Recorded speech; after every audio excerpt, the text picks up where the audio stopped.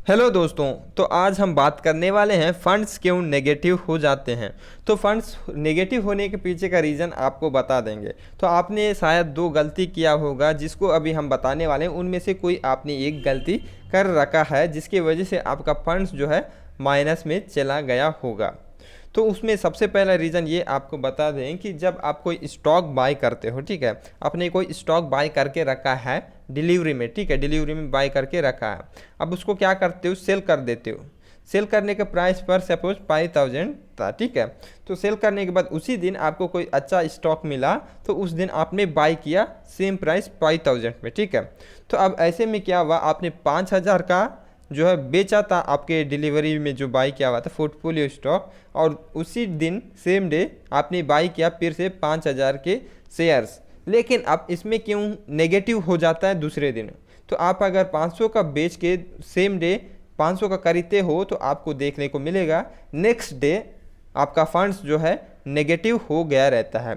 इसका पीछे का रीज़न ये है कि इसमें जो आपने सेल किया है उसमें जो चार्जेस लगते हैं वो चार्जेस आपको देना पड़ता है। लेकिन आपने सेम डे बाई करने की वजह से हुआ क्या है कि आपके बैलेंस अकाउंट में चार्जेस के लिए पैसा नहीं बचा है। तो चार्जेस के लिए क्या करते हैं, वो पैसों को चार्जेस आप पे नहीं करते हो तो वो माइनस हो जाता है। तो अगर आपके पास 5 के जो बेचे जाता है उसके बाद 5 के आपने बाई किया है, ठीक है, अगर आपके पास ऑलरेडी पहले से अपने फंड्स में पहले से कुछ 100-200 रुपया है तो आपको जो है उसमें से क्या होगा, ब्रोकर इनमें से जो है ब्रोकरेज चार्जेस कट कर लेता है। लेकिन अगर आपके फंड्स में कोई बैलेंस नहीं है और आपने 5000 के बेच के 5000 का बाय किया है, तब इस केस में आपका जो है फंड्स माइनस हो जाते हैं।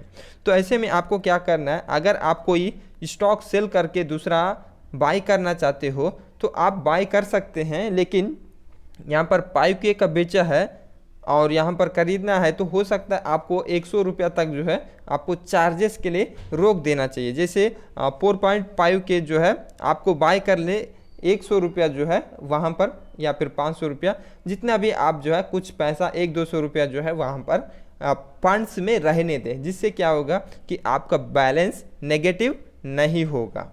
तो अगर अब देखिए सेकंड केस में क्या होता है, अब इसमें से तो आपको बता दिया कि क्या होता है फर्स्ट केस, ठीक है। अब सेकंड केस ये होता है, आपने कोई स्टॉक बाई कर लिया, ठीक है, तो पर सपोज 5K का ही बाई किया है, ठीक है। तब उसके नेक्स्ट डे क्या होता है, होल्डिंग में आपको मार्जिन प्रोवाइड करता है ब्रोकर। तो आपने बाई किया है 5000 और फिर आपको होल्डिंग में आ जाता है 5000 करके। तो आप क्या सोचते हैं, ये होल्डिंग में जो बैलेंस है वो आपको पैसा ब्रोकर दे रहा है।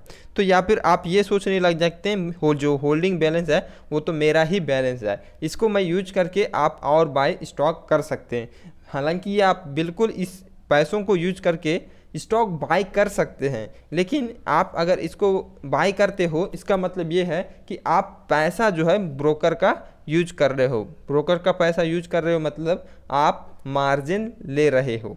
तो मार्जिन ले रहे हैं मतलब इसमें क्या होता है, आपने 5000 का स्टॉक बाय किया है तो आप जो पहले स्टॉक बाय किया था उसको आप गिरवी रख रहे हो ब्रोकर के पास। ब्रोकर के पास गिरवी रखते हैं तो अब इसे में क्या होता है, ब्रोकर से जो आपने यहाँ पर जो होल्डिंग में था वो 5000 यूज करके आपने फिर से बाय किया। हालांकि आपके पास सिर्फ पैसा जो था 5K का रुपया ही था, 5K रुपया ही था, लेकिन आपने स्टॉक जो बाय किया वो 10K बाय किया है। तो ऐसे में जो है आपके पास 5K जो रुपीज़ है वो माइनस में आ जाएगा। यहाँ पर आप देख सकते हैं ये होल्डिंग में जो है 115 है और अवेलेबल मार्जिन टू ट्रेड भी जो है पॉजिटिव है, बट यहाँ पर फंड्स में देख सकते हो नेगेटिव है, क्योंकि इसने ये ब्रोकर का पैसा यूज किया, होल्डिंग बैलेंस यूज किया, या फिर सेम डे बाय करके सेम डे सेल किया है। तो आई होप ये आप समझ गए होंगे।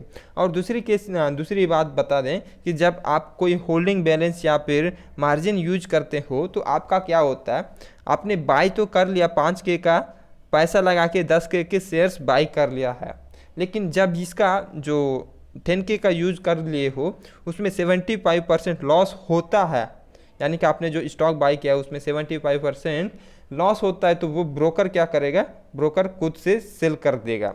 और दूसरी केस ये है कि अगर आप 7 डेज तक बाई किया हुआ शेयर सेल नहीं करते और प्लेज भी नहीं करते हैं, तब ब्रोकर 7 डेज बाद सेल कर देगा।